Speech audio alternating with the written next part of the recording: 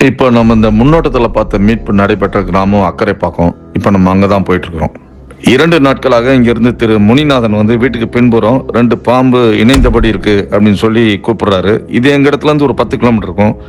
2 நாள் சாயந்தரம் 5 மணிக்கு போறோம். இந்த பாம்பை வந்து எங்களால் மீட்க முடியல. ஏன்னா எங்க கண்ணில் படலை. நாங்கள் போறதுக்குள்ள அது கலைந்து போயிடுது. 3வது நாளாக நாங்கள் போகும்போது இந்த மீட்பு நடைபெறுகிறது. அதுதான் நம்ம இதில் பார்க்க போறோம். இங்க இந்த விளைநிலத்தில் பார்க்குற 2மே வந்து ஆண் சாரை பாம்புகள், முற்றிலும் நஞ்சற்றவை.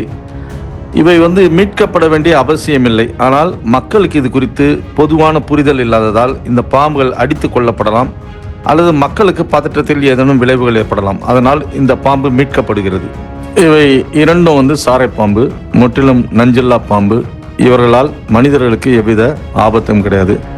இந்த பாம்பு வந்து வயல்வெளிகளில் எலிகளை வந்து ரொம்ப விரும்பி வேட்டையாடி உண்பதால் இதை விவசாயிகளின் தோழன் என்று கூட சொல்லுவார்கள். கிராமங்களில் பெரும்பாலும் பாம்பு கடியில் இறந்தோரையும் அல்லது பாம்பு கடிக்கு சிகிச்சை பெற்று வீடு திரும்பியோரையும் நிறைய நேருக்கு நேராக பார்த்துருப்பாங்க. எனவே பாம்பு அப்படின்னு ஒரு பெரிய அலர்ஜி.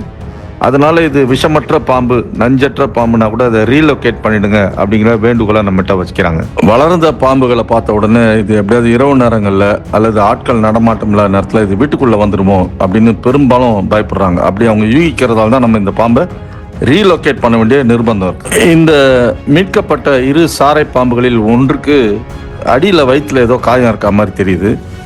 நம்ம வந்து அங்கே இந்த 2 பாம்புகளும் பிணையும் போது ஏற்பட்ட சிராய்ப்பா அப்படின்னு நினச்சி பார்த்தா இல்லை அப்படின்னு அந்த பகுதியை சேர்ந்த ஒரு அம்மா சொல்கிறாங்க.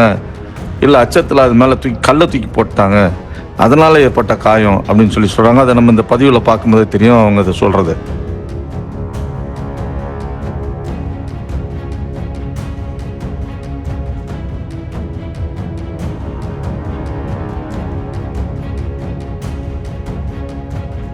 அப்படியா? கல்லை தூக்கி போட்டாங்களா?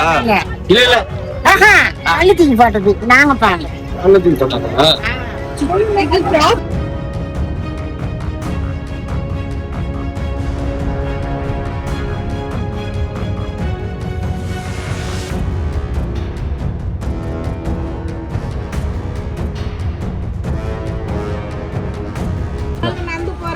ஆமா ஆமா, விவசாயம் பாக்குறாங்க, இருட்டுல இருந்து தண்ணி பாய்ச்ச போறாங்க கழனில.